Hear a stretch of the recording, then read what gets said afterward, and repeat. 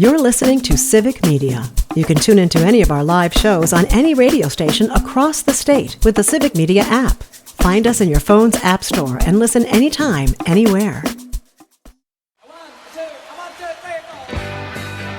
Broadcasting live from the Civic Media Studios in Green Bay, this is Nite Lite with Pete Schwaba, your inside source on everything entertainment from Wisconsin to Hollywood.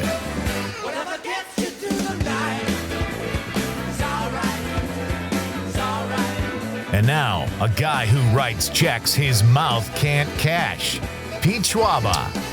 Welcome back. Our Nightlight question of the night, ladies and gentlemen. What are your Valentine's Day plans? We'd love to know. Share them with us if you would. Most people seem like they're a little hesitant. We've gotten some texts, but people don't seem like they want to share too much, and you certainly don't have to. Todd from De Pere did text us and said, if I were to stock, and this is in reference to earlier when Conrad said you kept condoms in your piggy bank. Yep. Todd said, if I were to stockpile condoms in a piggy bank, they'd expire before I could even use one. Well, yeah, with that attitude, Todd. Who said I don't have expired condoms? Here's my problem with that. Let's say you have, a partner at your house, and you're like all raring to go, and it's like, oh my God, hold on, I gotta go get a condom. They seem like they'd be harder to get out of the piggy bank than to get into the piggy bank. So now you got to create a whole scene with a hammer and break the piggy bank. You got pennies all, falling all over the place while you look for the appropriate condom. I think you need a better system. So Todd, it just looks cool. I'm sorry. Huh? I said it just looks cool to have a piggy bank. All right. Well, yeah, but you don't have to put condoms in there. You could just put pennies in there, like most normal people, or a quarter or something. There's got to be a better way. That's all I'm saying. Todd, you and Conrad should put your heads together and figure this out. But what are your plans for Valentine's Day, folks? That is our question. 855-752-4842, 855-75-CIVIC. Let us know. JB checking in on the stream says Frankenmuth is amazing. Kids love the water park, and there is an amazing, really old restaurant with great fried chicken. Okay. So, Conrad, we know JB is the guy behind the guy. He's introduced us to several guests. Really good dude. He's been on the show himself as a guest. I'm starting to think there's nowhere JB hasn't been. He even knows Frankenmuth, Michigan. So, good for you, JB. Thank you for the referral. If we're ever in Frankenmuth, John McGivern was already there, unfortunately. But you know what? My guess would be he probably found the fried chicken restaurant anyway. So, there you go. Pardon me. Pardon me. As you know, folks, too, the phone lines are open. You can chime in on whatever we're talking about. Just great to hear from you. Conrad, let's get to this clip. I found this. This cracked me up. This was Will Ferrell. Was he on Colbert? I sent this to you a few days ago. I've already forgotten where he was at, but I want to get to this clip. It doesn't matter. It's irrelevant. Yeah.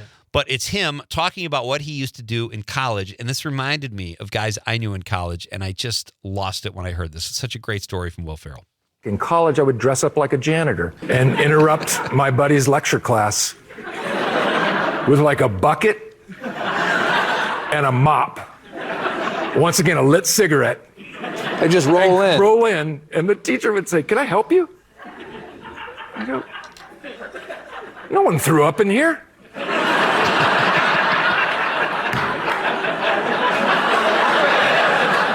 And the professor would go, "No." I'm like, "Well, sorry, I'm from physical plant. They gave me a call that someone threw up in here. Are you sure no one threw up in here?" Teacher would go, "No, I don't know why you're here." And just to make two of my friends laugh in the back row. And then I just walk out.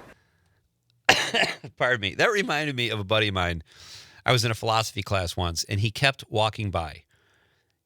He would never look in the room. He just kept walking. He'd go this way. He'd wait 30 seconds and come back the other way. Very purposeful walk. Very good clip. He'd turn and go back. He probably did that 10 or 12 times. And I'm on the floor. He's not even acknowledging, but he knows I can see him. It was such commitment to the joke for a college kid. Before I knew much about comedy at all, or before he knew anything about it. It was very funny stuff. But can you picture Will Ferrell doing that as a 20-year-old guy? I can definitely picture him doing that. Yeah, that's great stuff. All right, so yesterday, folks, we started to get into this yesterday, but we had a pretty packed show yesterday as well. Josh Brolin, it was his birthday, and he's about my age. We're both very muscular, but he is a. I just looked over and Conrad just raised his eyebrow. You didn't even look at me. You just kind of raised your eyebrows. Like, well, that's an interesting thing to say. But I do love Josh Brolin. I think he's a really good actor. From the first thing I think I ever saw him in was The Goonies. And I thought, oh, this guy's, pretty funny, whatever. Kind of made me think, oh, I'd love to be an actor. It'd be fun to be in a movie like that, But he was great in The Goonies. I recently watched The Sicarios 1 and 2. First one has Emily Blunt. She's very good in it, too. And the second one, Benicio del Toro's in both of them, actually. So, but really good, solid action films. Pardon me. So, my favorite role, though, that Josh Brolin has ever played was probably Llewellyn Moss from No Country for Old Men. That's a film I watched the first time, and it was kind of hard for me to watch because the character of Anton Chigurh is so creepy, and Javier Bardem plays him with such conviction. He's so good in that role and so creepy. And then whatever the hell that cattle prod thing he's dragging around and killing people with, I'd never seen anything like that. So once I got used to it and the way he killed those people, it was an easier movie to watch. But Josh Brolin plays a guy who finds $2 million from a drug deal gone bad, and Chigurh is looking for the money. And let's do, what clips do we have again? We've got the one where he's on the phone. Yep. And then the other one is where he's talking to his wife, correct? Yes. All right, so let's do that. That's the clip right after he finds the $2 million. He's been out into the evening with all hours. Him talking to his wife? Yeah. Okay. So let's do that. He found $2 million. He's hiding it under his trailer in the trailer park they live in because he knows somebody is going to claim the money. I'll just let the clip speak for itself, but it's really good acting. And then we have another great clip between Josh Brolin and Javier Bardem as well. Llewellyn? What the hell? The Odessa. Why would we go to Odessa? Not we, you. You stay with your mother. Well, how come? Look, right now it's midnight Sunday. The courthouse opens 9 hours from now. Someone's going to be calling in the vehicle number on the inspection plate of my truck. Around 9:30, they'll show up here. So for how long do we have to... Baby, at what point would you quit bothering to look for your $2 million? What am I supposed to tell Mama? Why don't you try standing in the door and hollering, Mom, I'm home. Llewellyn? Come on, pack your things. Anything you leave, you ain't going to see again. Well, don't fall down apologizing. Baby, things happen. Well, I can't take him back. Such a good character. He plays like this Vietnam vet who is just very matter of fact about everything. And Kelly MacDonald plays his wife. She's really good too. Kind of reluctantly going along with everything Josh Brolin is plotting here. But he finds $2 million. He knows somebody's going to be looking for it. He does not know there's a tracker in with the cash that Javier Bardem's character, Antoine Chigurh, is going to find. And the scene where he finds out the tracker is in the suitcase, he's on the run, and it's just a phenomenal standoff, like only the Coen brothers can do, or few can do. Here's another scene from No Country for Old Men where Josh Brolin calls. He's looking for Woody Harrelson's character to sort of broker a deal, and he gets the guy who's trying to kill him. And he is worried he's going to kill his wife as well, and that's Anton Chigurh, who has principle. The great thing about, have you seen the movie, Conrad?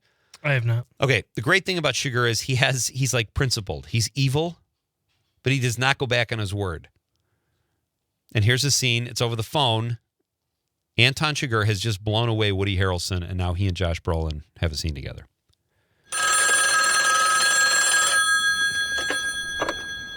Hello? Yes. Is Carson Wells there? Not in the sense that you mean. You need to come see me. Who is this? You know who it is. You need to talk to me. I don't need to talk to you. I think you do. Do you know where I'm going? Why would I care where you're going? I know where you are. Yeah, where am I? You're in the hospital across the river. But that's not where I'm going. Do you know where I'm going? Yeah, I know where you're going. All right. You know she won't be there. It doesn't make any difference where she is. So what are you going up there for? You know how this is going to turn out, don't you? Nope. I think you do. So this is what I'll offer. You bring me the money and I let her go. Otherwise, she's accountable. The same as you. That's the best deal you're gonna get. I won't tell you can save yourself, because you can't. Yeah, I'm gonna bring you something, all right? I decided to make you a special project of mine. You ain't gonna have to come look for me at all. Great movie. I highly recommend it. No Country for Old Men. Josh Brolin. How old is he today? 57? Yep. Yeah. 57. He's got a good resume, good acting resume. All right, we have one more clip, and I asked you to find this because you're the big Adam Sandler fan. And this is, wait, was it his birthday or did the movie drop? The Wedding Singer. It dropped today, right? Yes. Okay, so here, I remember seeing a trailer for this movie. We went to see Boogie Nights. There was like 7 or 8 of us. We were at the Universal movie theaters. And Jimmy Pardo, who has been on this show before, we're watching the trailer for The Wedding Singer, and right as the crowd noise dies down and everyone's laughing at Adam Sandler, he just says in the Jimmy Pardo voice, "It's one to see, huh?" And the whole theater heard him say it. It's beautiful. So here's a clip from The Wedding Singer. Anything else we need to know here, Conrad? You clipped it, so tell us if there's something we're going to miss. It's just one of the songs that he performs. Well, it's after he broke up with someone. Okay. So it's a little different than his usual repertoire. All right, lay it on us. You don't know how much I need you while you're near me. I don't feel blue, and when we kiss, I know you need me too. I can't believe I found a love that's so pure and true, but it all was bull. Crap. And when I think of you, Linda, I hope you Frickin'. joke. I hope you're glad with what you've done to me. I lay in bed all day long, feeling melancholy. You left me here all alone, tears running constantly. Oh, somebody kill me, please. Somebody kill me, please. That's ominous. We're coming right back with the Green Bay Film Festival's Nic Wautier. Coming right back on Nite Lite with Pete Schwaba. Don't go anywhere.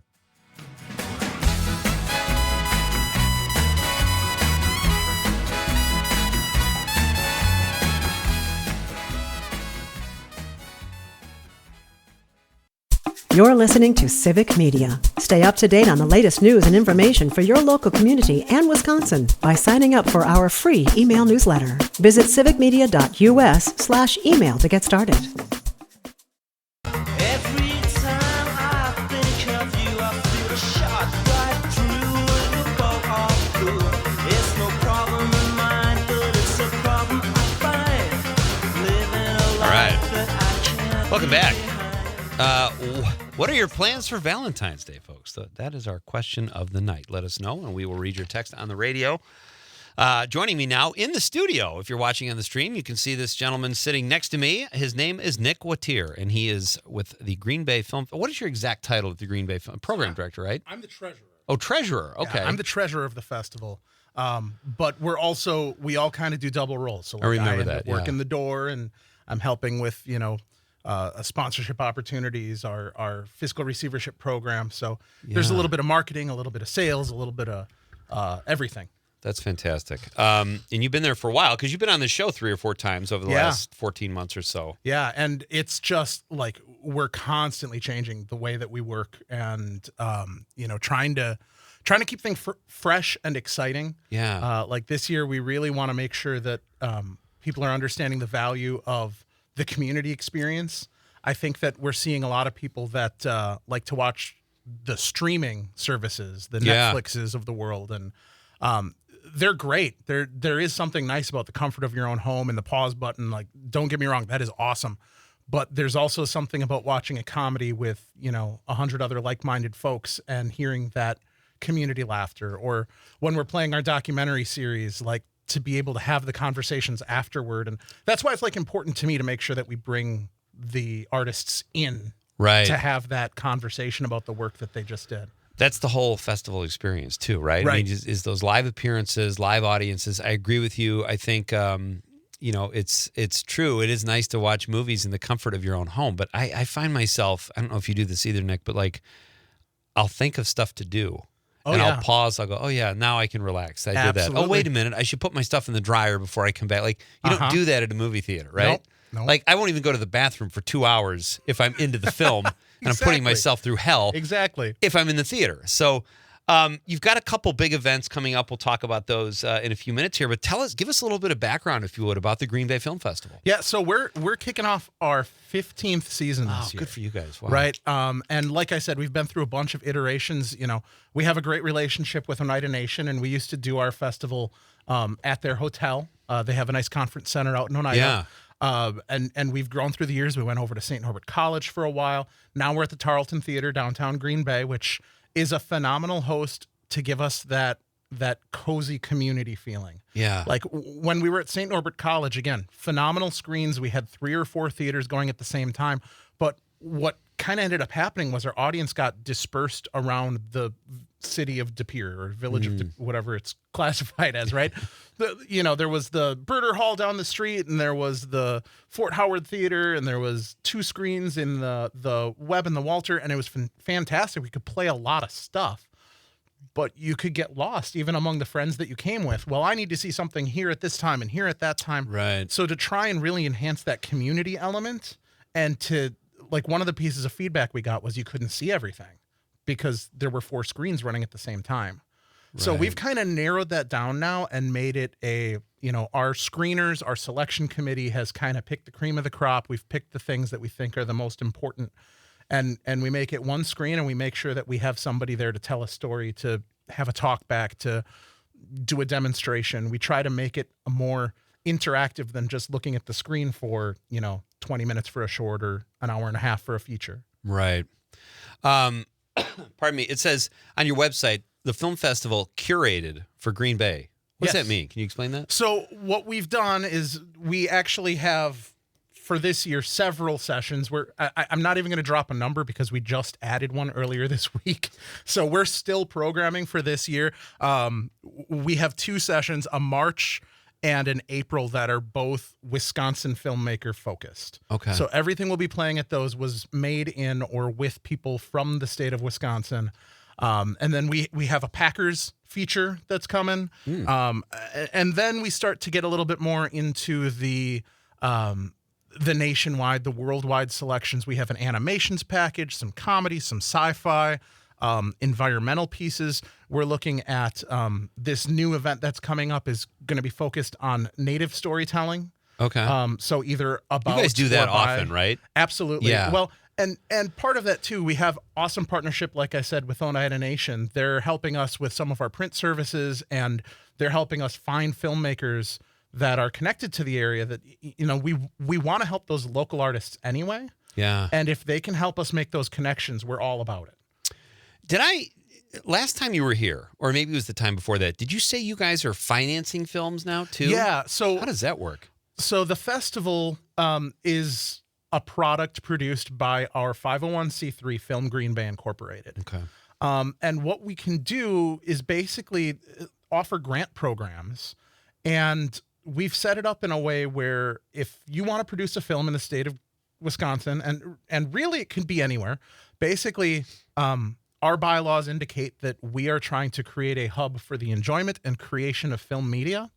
So if we can work with you to help fulfill our mission, we can create a donor's choice bucket.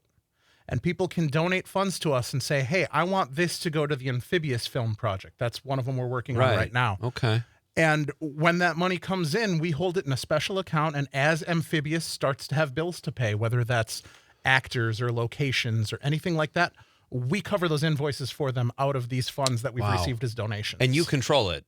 So it's not like you're giving it to a filmmaker who can go. Right. I mean, we don't pay the film, we pay the invoice to create the film.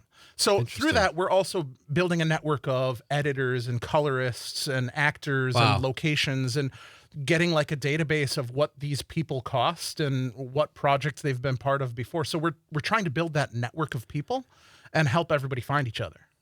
Do you have how high of a budget will you go up to? Is the sky the limit, or I mean the highest I've done so far is 60,000. Okay. Our target for some of our current projects is in the hundreds. 200,000 is, I believe, the target for Amphibious. And I mean, really, there isn't a limit to what we can collect. And I think what's nice about our project is we're funding the work. We aren't buying the film. Right. So we help get the art created. It's up to the artist what they want to do. If they want to license it, they want to stream it, they want to sell it. That's all on them. We're not keeping them from making money. It's not a nonprofit project. The nonprofit is helping fund the project. That's so great. That's a very unique and cool thing. We'll talk more about that, and we're going to talk about giant spiders, ladies and gentlemen. That is coming up next after the news. Nic Wautier is here from the the Green Bay Film Festival. There we go. This is Pete Schwaba and Nite Lite on the Civic Media Radio Network.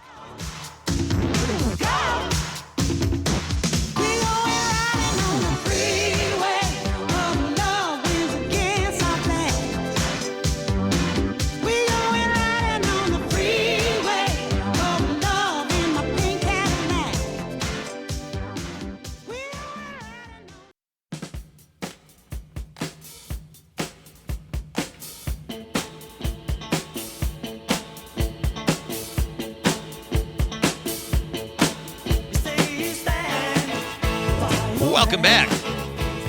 Tomorrow night on the show, ladies and gentlemen, we've got a jam-packed show tomorrow night. Emerson Lehman from the WBAY Morning Show will be here. That's here in Green Bay. Emerson has become a staple on your TVs around Green Bay. He'll be here tomorrow evening. He often drops by the studio, and we have a blast when he's here. He's got a new show, right, Conrad?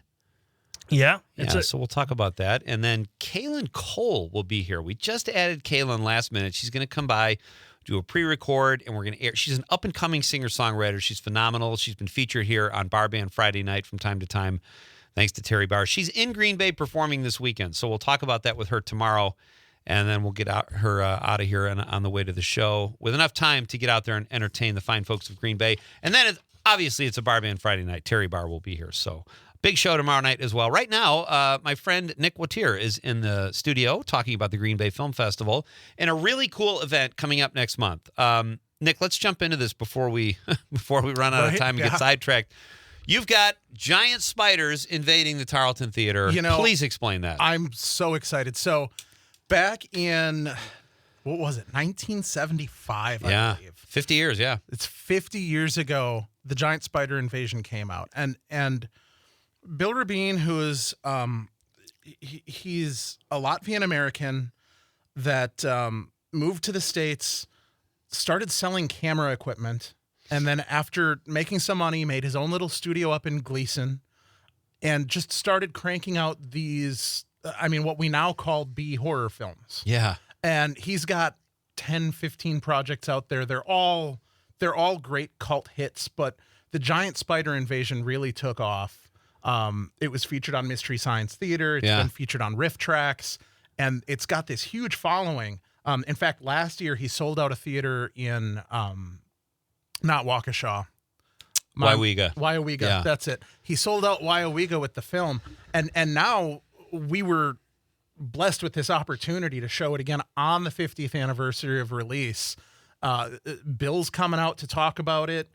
We've got Dan Davies, who he's working on another project with, coming to lead the Q&A, but we'll have audience Q&A as well as Dan's led conversation. And we're just super excited to have the opportunity to show this work.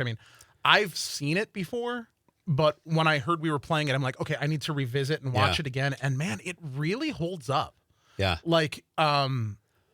It's, like I said, 70s horror. It's got a lot of actors from its day that were, I remember Alan Hale from Gilligan's Island is in it. Yeah. Yeah. And just the ingenuity of seeing how they were able to produce. If I remember correctly, it had something like a $300,000 budget, which isn't nothing, especially in 1970s dollars. Like, that's some money compared to the Sure. types of films we're normally playing.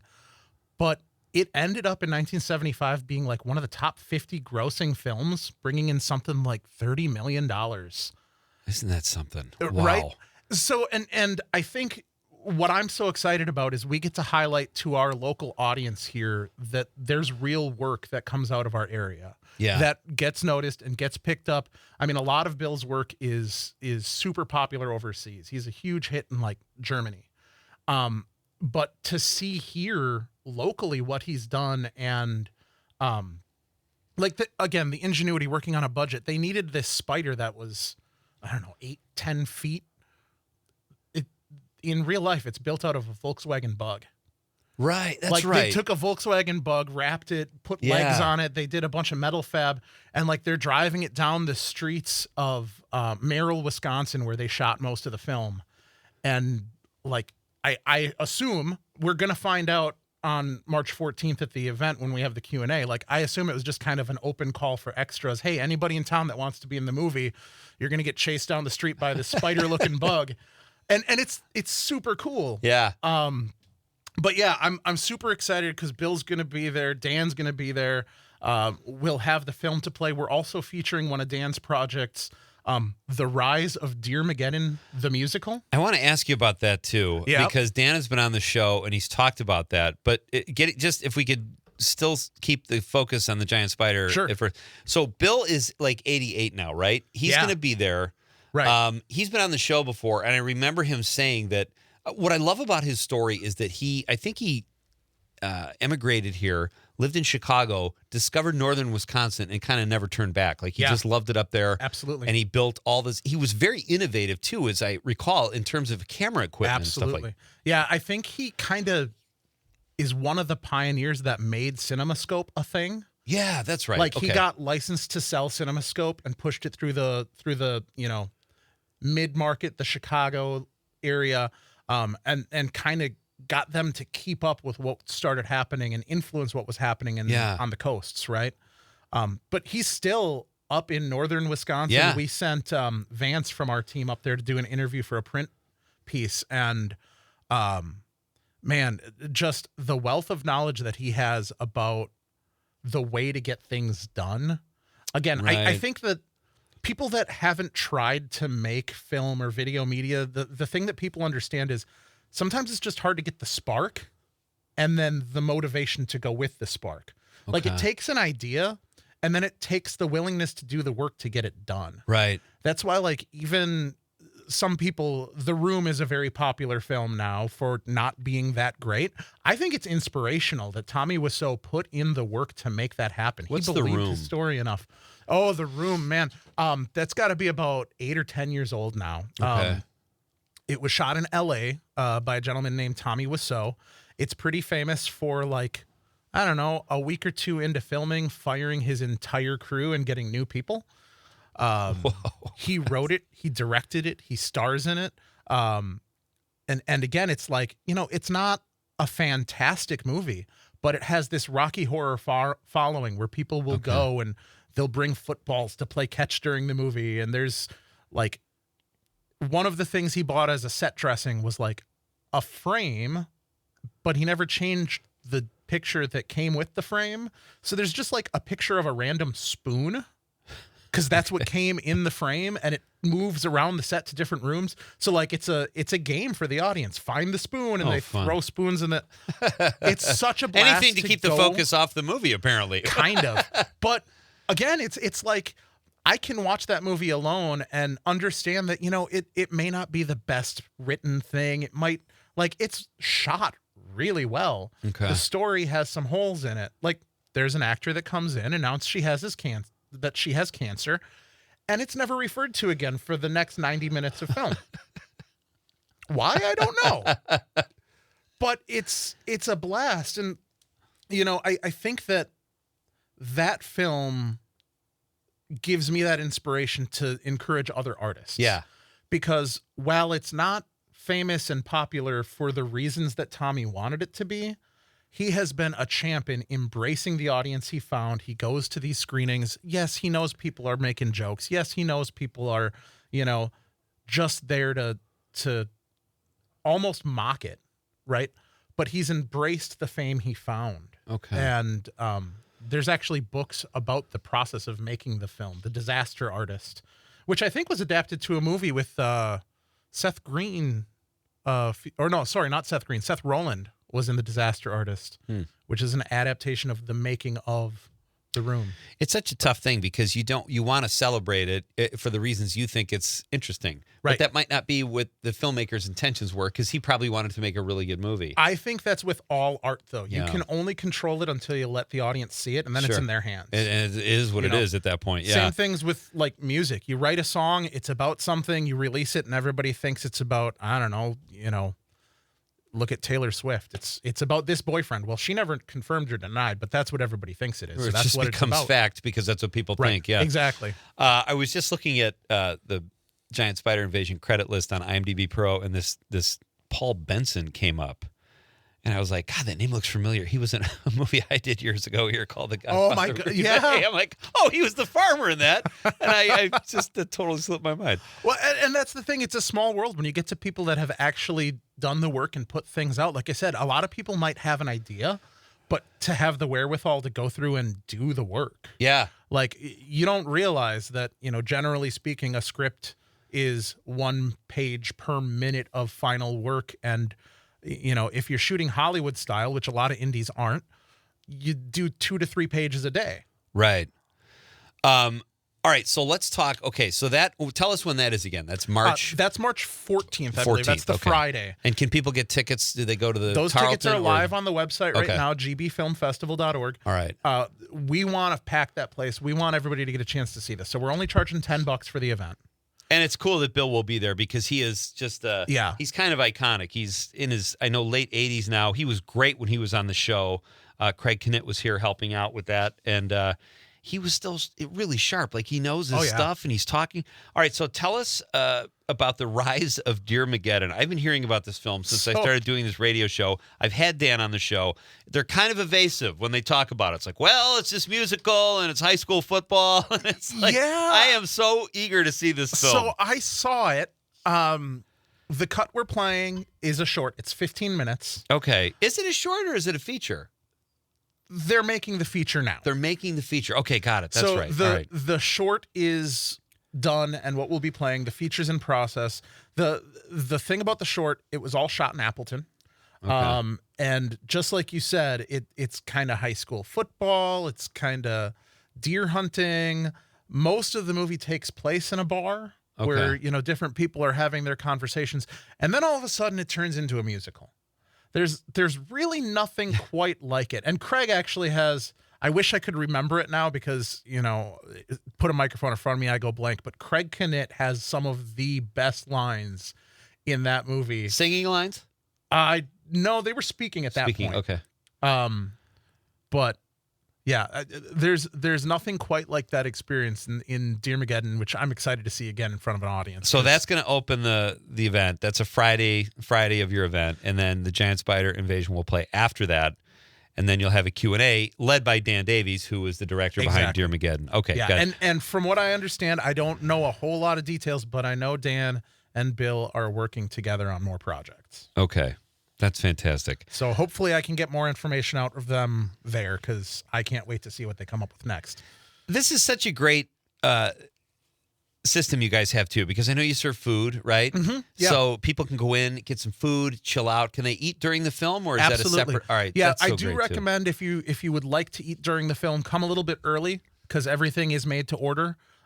So I think you'll have to check the website for me, but I'm pretty sure we're doing doors at 5 for a 6 o'clock show. And if that's the case, you want to be there at 5 so you can order, have your food freshly cooked for you. I love the lobster mac and cheese, the Captain Crunch chicken. Everything that Mark makes is fantastic over at the Tarleton.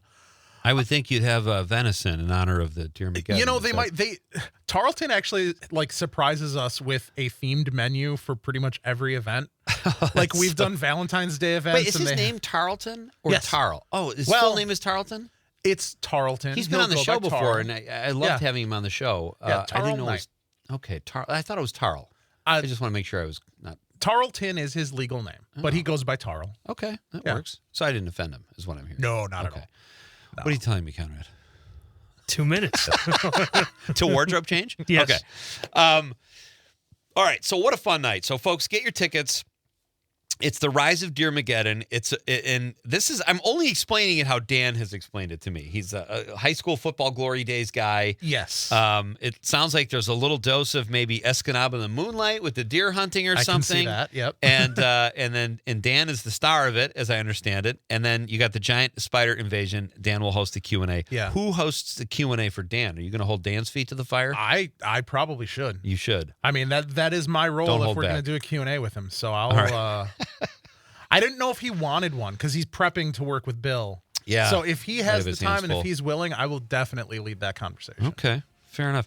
You've got other films, too. We'll talk about those. Right? You've got Saturday, 6 films. Yeah, so all Friday- Wisconsin made. So let's get into that. We got to do a very quick break, and then we'll talk about what's happening Saturday at the Green Bay Film Festival, which is just around the corner, folks. Lots of fun stuff happening right here in downtown Green Bay over at the Tarleton Theater. This is Pete Schwaba and Nite Lite. We're coming right back with more with Nic Wautier on the Civic Media Radio Network. It was only a kiss, now I'm falling asleep, and she's calling a cab while he's having a smoke, and she's taking a drag, now they're going to bed, and my stomach is sick, and it's all in my head, but she's touching his chest, now he takes off her dress, now let me go.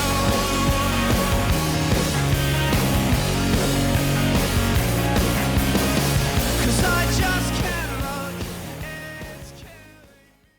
You're listening to Civic Media. Find the latest news, information, and archives of all your favorite shows on the Civic Media website, civicmedia.us.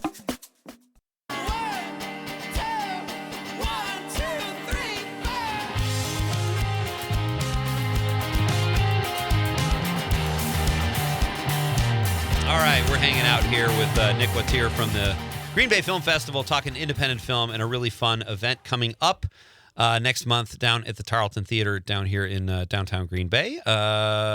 Bridget checks in. She's in the 818. She says, lots of chocolate and time with my sweetie. Those are her Valentine's Day plans. Thank you, Bridget. That sounds like a lovely evening. And again, folks, you can chime in even if you don't have a sweetie.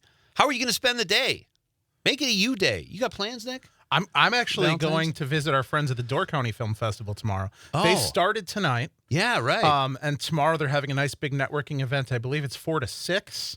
And then at 6 o'clock they're playing Green Blah, which I don't know if you've heard that. That is I first heard about them like 7 years ago when they were still in pre-production, but they made a fantastic documentary about the punk rock scene in Green Bay, which is a lot bigger than you ever would have thought. Fantastic. Yeah, so Green Blah will be playing at the Door County Film Festival tomorrow night, and I will be there. So if you want to meet me, if you're interested in helping with the film festival, hello, we're always yeah. looking for volunteers, so come say hi. I'll be there. That's if you're online, excellent. you know what I look like. So There he is, right there. He's sitting next to me.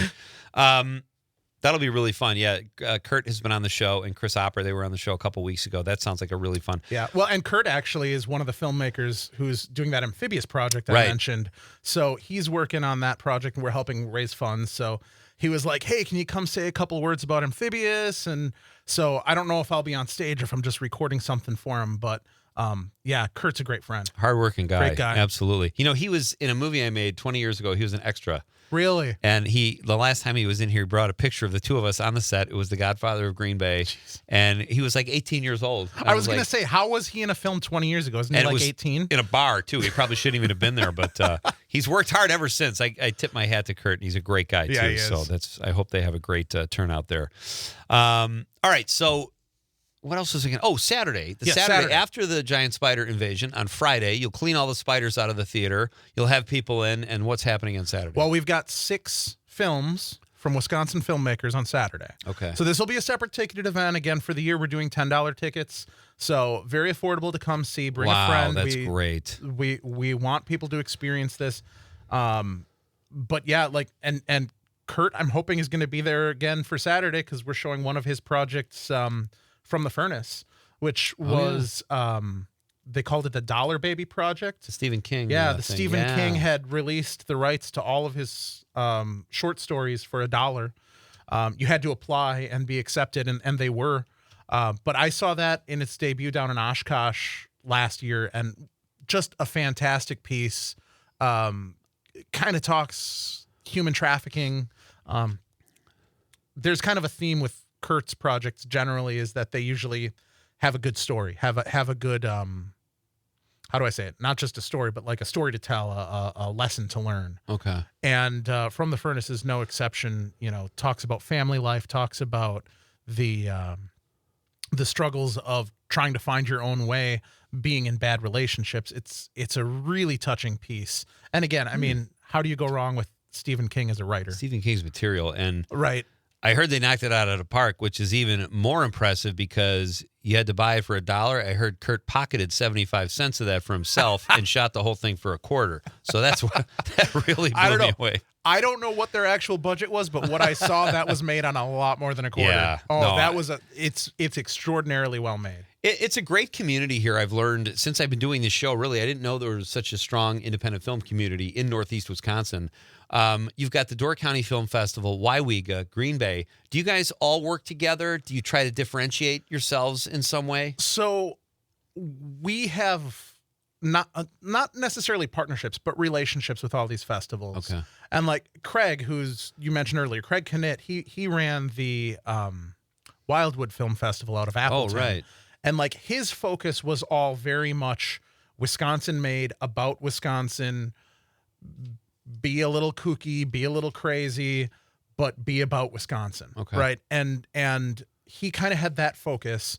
And Door County, I think, is a nice cultural mix of works that are coming, a little bit of local, a little bit of distance. What we tried to focus on with the Green Bay Film Festival in our past was really trying to find the cream of the crop, the best of indie, and bring it here to try and build that confidence and find an audience that is willing to pay to go see something that doesn't have Tom Cruise on the poster. Right. Right. Like we had focused, and this focus has shifted over the years, but traditionally we had focused on showing the best of the media to our area. And what I'm trying to do now is focus even more on those local artists. Yeah. We still want to show great stuff, and our Sure. local artists are great, but we want to give a little bit more opportunity for those local artists to show off in our area. Love it.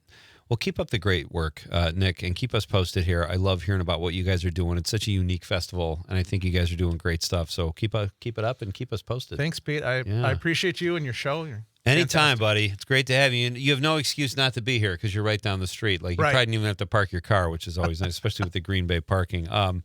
Hey, tomorrow night, folks, on the show, we've got our pal Emerson Lehman will be here from the WBAY Morning Show. Always fun with Emerson, up-and-coming singer-songwriter, Madison-based, I believe, right, Connor? Or maybe Nashville now, but I think she's from Madison. Yep. Kaylin Cole will be here, and then Terry Barr will be here, one of the co-hosts of Max Inc. Radio for Bar Band Friday night. Lots of fun tomorrow night on the show, too. I'd like to thank John McGivern and my buddy Nic Wautier here sitting next to me, and thank you for all of your Valentine's Day texts. We'll be back tomorrow night to do it all again. Right, Conrad? I think so. We didn't get bad news or anything, did we? No, we didn't. Would you tell We're me good. if we did? We're good. We're good. Okay. So come in tomorrow. I would. All right. Fantastic. This is Pete Schwaba and Nite Lite. Been a lot of fun, folks. Hope you had a great night, and we will be back on behalf of the lovable producer, Conrad. Good night, Wisconsin. Found a lady with a fat diamond ring. Then you know I can't remember a damn thing. I think it's one of those deja vu things. Or a dream is trying to tell me something. But will I ever stop thinking about it? I don't know. I doubt it. Subterranean by design. I wonder what I would find if I met you. Let my eyes caress you until I meet the thought of Mrs. Princess who often wonder what makes her work. I guess I'll leave that question to the experts, assuming that there are some out there. They're probably alone, solitaire.